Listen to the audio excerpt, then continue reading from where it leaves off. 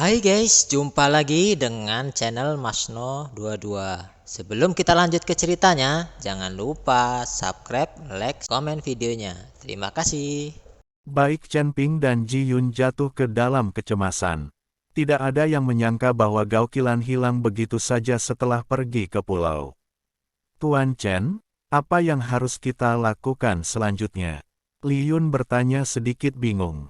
Ayo, tidak peduli bagaimana Nona Gao menghilang, dia pasti tidak akan meninggalkan pulau ini. Selama dia masih hidup, aku akan mencari di seluruh pulau untuk menemukannya, kata Chen Ping dengan mata tegas. Tidak mungkin dia meninggalkan Gao Qilan. Jika Gao Qilan tidak dapat ditemukan, Chen Ping tidak akan meninggalkan pulau kecil ini. Kemudian kita berdua akan berjalan berdampingan. Jika seseorang menghilang, kita akan dapat menemukannya segera. Li Yun berjalan ke sisi Chen Ping, berdampingan. Kesadaran Chen Ping terus menyebar ke sekitarnya, dan Li Yun juga dengan waspada melihat situasi sekitarnya. Setelah berjalan agak jauh, Chen Ping melambaikan tangannya untuk membuat Ji Yun berhenti.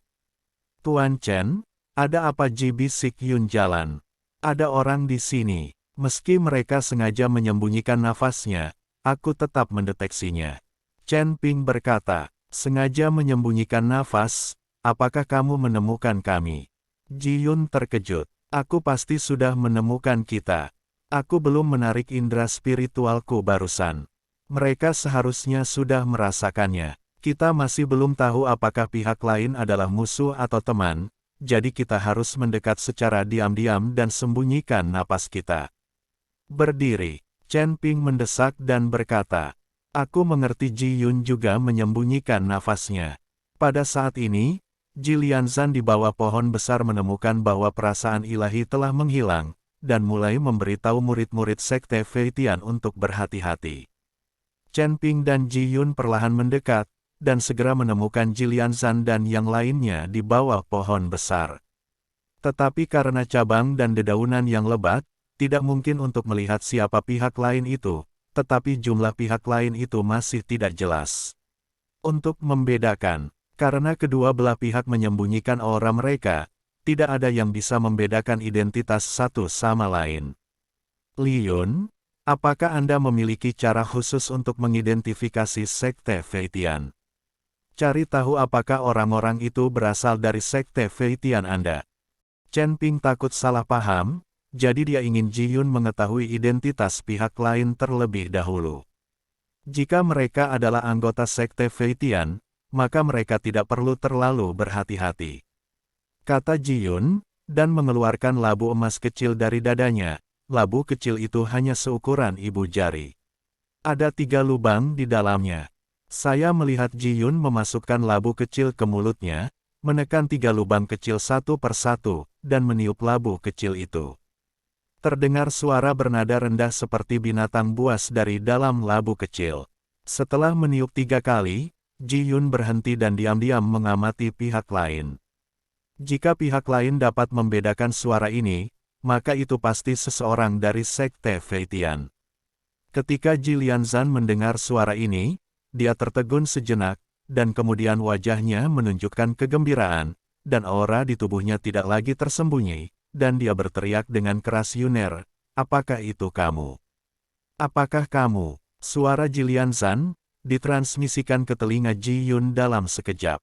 Mendengar itu adalah suara ayahnya, Ji Yun sangat bersemangat hingga dia sedikit gemetar. Ayah, ayah, Li Yun berteriak dan berlari menuju Ji Lianzan. Melalui vegetasi yang lebat, Li Yun akhirnya melihat ayahnya, melihat perubahan di wajah Ji Lianzan. Mata Ji Yun menjadi lembab seketika ayah dan anak itu berpelukan erat, dan Chen Ping juga mengikuti. Sangat senang, Yuner, bagaimana kamu datang ke pulau kecil ini? Ji Lianzan sangat penasaran, mengapa Li Yunyuan datang ke sini di ujung utara. Apalagi tidak banyak orang yang tahu tentang pulau kecil ini, jika kapal roh mereka tidak hancur dan hanyut ke sini, mustahil menemukan pulau aneh ini.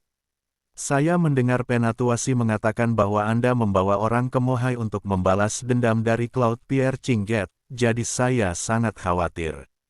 Jadi saya datang untuk mencarinya bersama Tuan Chen. Belakangan, aku mendengar bahwa perahumu tenggelam setelah mengejar orang-orang yang menembus gerbang awan di laut. Aku menjadi semakin khawatir, jadi aku naik perahu roh dan datang mencarimu. Ji Yun memberitahu Ji Lianzan apa yang sebenarnya terjadi.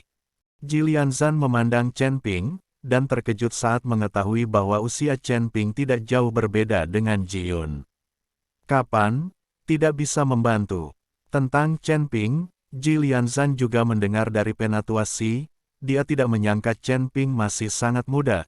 Tuan Chen, terima kasih telah merawat anjing itu sepanjang jalan.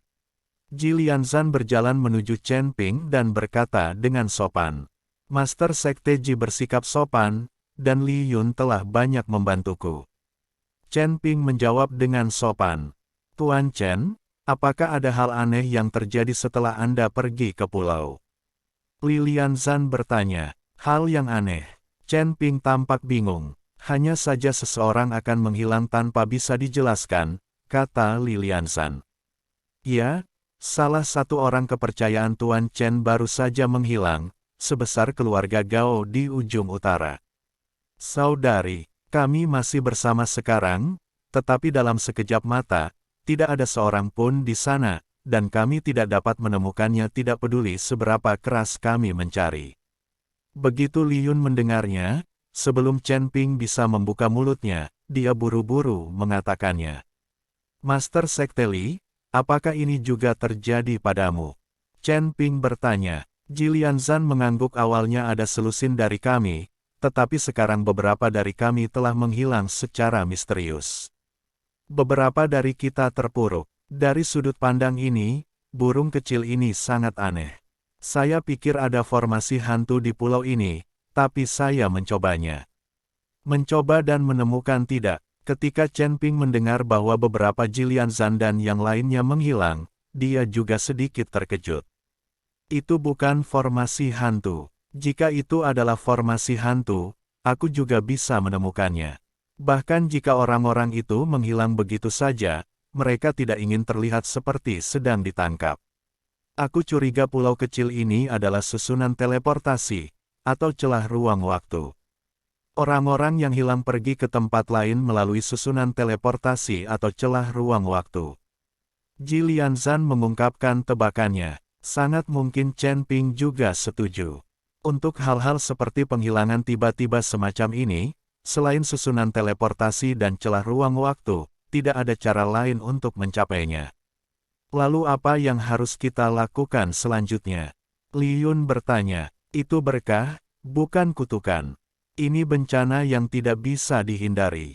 Sekarang kamu sudah sampai di pulau kecil ini, ayo lanjutkan. Tidak mungkin Chen Ping berhenti dan menunggu, tidak peduli apakah Gao Qilan diteleportasi ke tempat lain atau tidak, Chen Ping harus mencari tahu rahasia pulau kecil ini. Menunggu di sini bukanlah suatu pilihan, aku hanya bisa terus berjalan. Ji Lianzan juga setuju dengan pendekatan Chen Ping, dan dia tidak ingin menunggu di sini lebih lama lagi. Karena mereka semua memilih untuk terus berjalan, Chen Ping menggambar beberapa mantra dan meminta semua orang untuk memakainya. Dengan cara ini, jika seseorang menghilang begitu saja, Chen Ping dapat menggunakan mantra untuk menentukan lokasi pihak lain dengan mantra ini. Para murid dari Sekte Feitian dapat merasa nyaman. Saya tidak menyangka Tuan Chen bisa mengeja mantra di usia yang begitu muda. Ji Lianzan kagum. Lagi pula, di dunia surga dan manusia, tidak banyak master yang bisa mengeja mantra. Kalau tidak, beberapa slip giok pesona tidak akan begitu mahal. Bahkan slip giok transmisi suara yang paling umum tidak terjangkau oleh orang biasa. Ayah, Anda belum sepenuhnya melihat kekuatan magis Tuan Chen, dia maha kuasa. Li Yun memuja Chen Ping dengan fanatik. Sama seperti Chen Ping dan kelompoknya menuju ke kedalaman pulau, kapal roh besar yang mereka tumpangi juga dibawa oleh kura-kura suci ke tempat Xiao Niao. Melihat pulau kecil di depan mereka, semua orang kaget dan takjub. Terutama staf di kapal roh, mereka telah berlayar di lautan tinta selama bertahun-tahun, tetapi mereka tidak pernah tahu bahwa ada pulau kecil di sini. Melihat pulau dengan barisan pepohonan di depan mereka, banyak biksu melompat dari perahu roh dan pergi ke pulau itu. Beberapa biksu yang pemalu memilih untuk tetap berada di perahu roh karena mereka takut akan bahaya pulau. Ye Fengqing memerintahkan untuk bekerja para personel bergegas memperbaiki kapal, dan dia juga pergi ke pulau. Kemudian Zhou Tai membawa orang-orang ke pulau itu, dan penatua hantu Gunung Iblis juga datang ke pulau itu. Beberapa biksu tinggal di pantai, dan lebih banyak biksu berjalan menuju hutan lebat di pulau itu. Semua orang berharap menemukan peluang dan mengambil beberapa harta di pulau kecil ini karena kebanyakan dari mereka adalah pembudidaya biasa. Mereka tidak membentuk tim, tetapi berjalan ke kedalaman pulau kecil berpasangan dan bertiga. Saat orang-orang ini semakin dalam, beberapa orang juga mulai menghilang secara misterius, tetapi ternyata tidak. Mari kita perhatikan, lagi pula kita tidak mengenal satu sama lain. Dan mereka juga curiga ada seseorang yang sengaja mempermainkan, mencoba menakut-nakuti mereka sehingga mereka bisa menelan harta di pulau kecil ini untuk diri mereka sendiri. Chen Ping dan yang lainnya telah mencapai kedalaman pulau saat ini, pohon-pohon yang menjulang tinggi menghalangi cahaya. Gelapkan hutan, Tuan Chen, lihat cepat. Ji Yun tiba-tiba berteriak. Chen Ping dan yang lainnya berhenti, lalu melihat ke arah yang ditunjuk Ji Yun, dan menemukan ada altar yang ditumpuk dengan batu di tengah pulau. Datang ke sini sejak lama. Ji Lianzan melihat ke altar tidak jauh dan berkata, pergi dan lihatlah, semuanya hati-hati. Chen Ping memimpin kerumunan menuju altar. Altar tersebut hanya setinggi beberapa meter dan ditumbuhi ilalang, hanya terlihat terbuat dari batu. Sangat rendah hati. Dan di sekitar altar, ada lorong menuju puncak altar. Dengan ketinggian beberapa meter, Chen Ping dan yang lainnya bisa naik dengan lompatan ringan. Tepat saat Li Yun hendak melompat dan mencapai puncak altar, tapi Chen Ping menghentikan Ji Yun. Jangan gegabah, ayo naik langkah ini dulu. Chen Ping tidak membiarkan Ji Yun langsung melompat. Karena masih belum diketahui apakah altar tersebut memiliki mekanisme dan apakah berbahaya, maka Chen Ping tidak membiarkan Ji Yun Lu. Ceroboh, altar ini terlihat agak aneh. Siapa yang akan membangun altar di pulau kecil yang jauh dari daratan ini? Ji Lianzan menyipitkan matanya dan berkata dengan penuh keraguan. Aneh, kita naik satu persatu, saya naik dulu, kalau tidak ada masalah ia naik, dan harus. Naiklah ke tempat aku melangkah. Chen Ping juga merasa bahwa pulau tak berpenghuni ini tiba-tiba memiliki altar, yang sangat aneh. Tuan Chen, tidak baik bagi Anda untuk mengambil risiko terlebih dahulu. Saya akan mengirim murid untuk naik dulu. Li Lianzan menghentikan Chen Ping, lalu menatap seorang murid dari sekte Feitian dan berkata, naik, hati-hati ikuti perintah. Murid dari sekte Feitian melangkah selangkah demi selangkah. Semuanya tahan napas dan menghadapi situasi tak terduga kapan saja, murid Flying Heaven sekte itu juga cukup ketakutan. Tapi mereka terus naik ke atas altar, dan seluruh altar tidak bergerak. Apa yang ada di altar? Ji Lianzan bertanya pada murid yang naik. Tapi murid itu, seperti orang bodoh, menatap ke tengah altar, seolah melihat. Betapa terkejutnya dia. Ketika Chen Ping melihat ini, dia berlari dengan cepat. Li Lianzan dan Ji Yun juga mengejar mereka dengan semua murid mereka. Tapi saat Chen Ping sedang menuju altar, dia tiba-tiba merasakan aura monster di sekelilingnya.